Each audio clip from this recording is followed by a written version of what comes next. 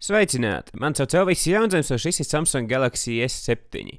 Pagājušo gadu man bija tik ļoti daudz ko teikt par Galaxy S6, ka es par to izveidoju apskatu standarta ugunsgrēka epizodes garumā, bet šogad telefons ir daudz konservatīvāks. Tas gan vizuāli, gan tehnoloģiski ir drīzāk uzlabojums vecajam modelim, nevis pilnībā jauns telefons. Un tas ir labi, jo Galaxy S6 bija lielisks telefons, kuram bija tikai daži trūkumi, un no kuriem lielāko daļu S7 izlabo. Vizuāli patiešām abus modeļus atšķirt spēs tikai zinātājs, jo S7 ir ļoti līdzīgs Galaxy S6. Tāpat ir stikla priekšpuse un aizmugure, tie paši metāla sāni, uzreiz gan var pamanīt dažus uzlabojumus. Aizmugure vairs nav pilnībā plakana kā vecajā modelī, jo tagad tā ir viegli iepaļa, kā tas bija Galaxy Note 5. Līdz ar to telefons daudz ērtāk ieguļas rokā un to ir daudz patīkamāk lietot rokām. Tāpat arī milzīgais kameras izcēlums, kas bija Galaxy S6 aizmugurē, ir būtiski samazināts. Diemžēl priekšpusē vēl aizvien ir fiziskas vadības pogas. Manuprāt, tas ir ļoti liels mīnus, jo lielākā daļa Android telefonu ir pārgājuši uz virtuālām vadības pogām kā Nexus ierīcēs, jo tās nav pakļauts mehāniskam nolietojumam un tāpat tās vizuāli ir elegantākas nekā fiziskās pogas. Tāpat žēl, ka veikalos nopērkamajām ierīcēm būs neglītais Samsung logo. Manai testa ierīcei tāda nav, un es uzskatu, ka bez Samsung logo priekšpusē ierīce izskatās daudz tīrāk un minimalistiskāk nekā ar. Man ļoti patīk šajā telefonā izmantotā stikla virsma. Tā ir gluda un patīkama pirkstiem, bet tajā pašā laikā ar pietiekami daudz saķers, lai neslīdētu ārā no rokas. Stikla virsma gan bieži smērējas ar pirkstu nospiedumiem, bet par laimi telefonu mierīgi var iemērt ūdenī un notīrīt. Tieši tā, Galaxy S7 atgriežas ūdens izturību, par kuras trūkumu es sūdzējos Galaxy S6 apskatām. Un šim telefonam IP68 certifikāts panākts, neizmantojot nekādus kaitinošus gumijas vāciņus, jo micro USB un austiņu porti ir tagad pilnībā hermētiski. Tas laikam arī izskaidro, kāpēc Galaxy S7 vēl aizvien nav USB Type-C, jo tas standarts vēl pagaidām nav hermētisks. No Galaxy S5 atgriežas arī microSD atmiņas kartes līgzde, kur atrodas uz tās pašas plates, kurā ir SIM-karte. Es pats neesmu tas lielākais atmiņas karšu lietotājs, bet ir pozitīvi, ka Samsungs ir atgriezis šo lietotāju pieprasīto funkciju. Baterija gan vēl aizvien nav izņemama, bet vismaz tā ir padarīta lielāka, par ko es parunāšu vēlāk. Kopumā es esmu apmierināts ar nelielajām izmaiņām šī telefona dizainā un uzskatu, ka Galaxy S6 jau tā bija skaists telefons, bet Galaxy S7 to padara vēl pilnīgāku. Arī aparatūras ziņā šis telefons ir nevis pilnīga revolūcija, bet gan pilnvērtīguma uzlabojums.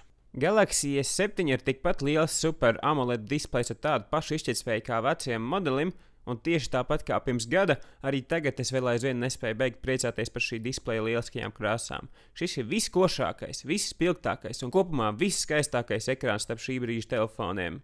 Gan skatīties filmas, gan spēles spēlēt uz šī telefona ir vienkārši mīlestības acīm, jo papildu lieliskajām krāsām nāk arī ļoti liels kontrasts.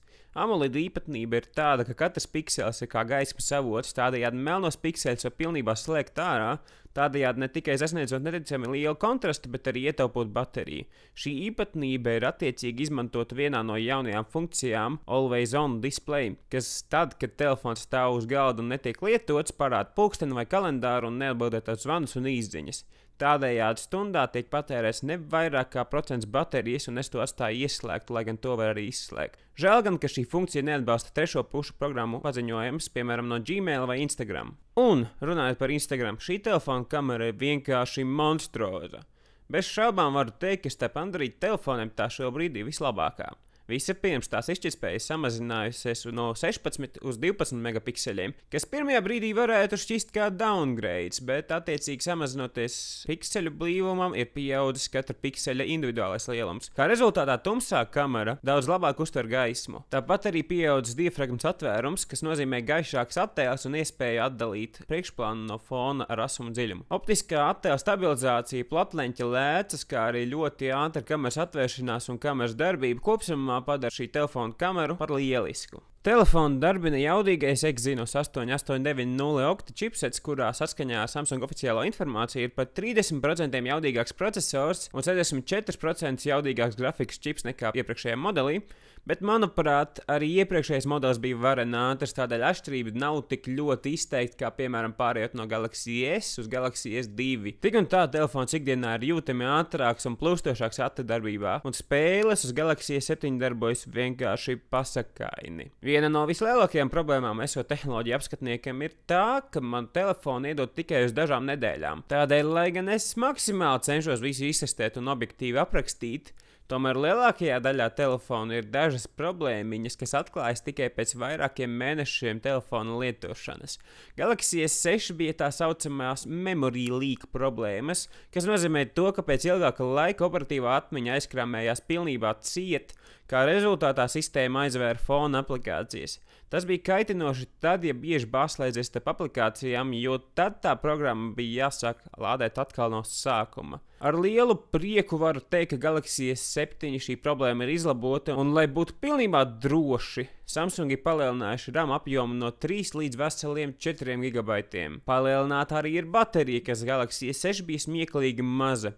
Tā izvilka vien līdz dienas beigām, tādēļ ar lielu prieku var teikt, ka Galaxy S7 baterija ir pieaugusi līdz 3000 mAh, kas nu jau daudz pieklājīgāk izvelk aptuveni pusotru dienu manā aktīvās lietošanas režīmā. Es to tāpat katru dienu lādēju, lai būtu pilnībā drošs, bet tagad es mājās vakarā nereiz nepārnācu ar mazāk kā 30% baterijas. 5 stundu screen on time ir ļoti labs rādītājs, un es šī telefona bateriju varu saukt par neapšaubāmu uzlabojumu.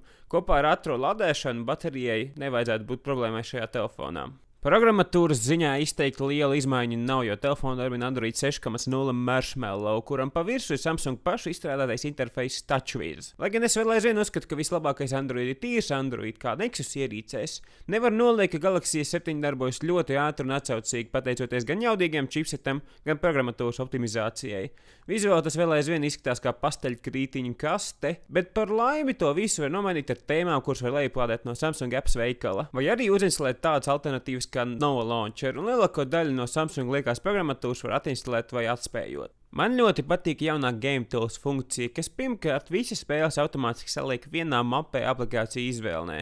Un otrkārt, tas pievieno spēlēm nelielu izvēlnīti, no kuras ir iespējams izslēgt paziņojumus spēles laikā, bloķēt vadības pogas, lai nejauši neizslēgtu spēli, vai no arī minimizēt spēli, kā arī uzņemt screenshots vai ierakstīt video. Telefona prezentācijas laikā es šo funkciju norakstīju kā bezjēdzīgu, bet pēc tam, kad es to pats aktīvi palietoju, tagad uzskatu kā ļoti noderīgu, it īpaši iespēju natīvi ierakstīt video. Kopumā es Samsung Galaxy S7 raksturotu kā uzlabojumu, nevis pilnībā jaunu telefonu, un tas ir pavisam labi, jo Galaxy S6 jau bija ļoti labs telefons ar dažiem kaitinošiem minusiem, bet S7 izlabo lielāko daļu no tiem. Tam ir lielāka baterija, labāka jauda, rokā patīkamāks korpus un ūdens izturība, tādēļ es pavisam droši varu teikt, ka šis ir varen labs telefons. Šis ir standarta Galaxy S7 variants, bet eksistē arī S7 Edge, kurš ir lielāks, ar izliektu ekrānu un lielāku bateriju, un es jau pēc dažām nedēļām apskatīšu arī to. Tādēļ, lai nepalaistu to garām, iesaku ne tikai abonēt šo kanālu, bet arī aktivizēt jauno video paziņojumus. Paldies Samsung Latvija par ierīci, tev par skatīšanos, abonē šo kanālu, un ja tev patīk šis video, tad zini, kur pogu tev jāspiež.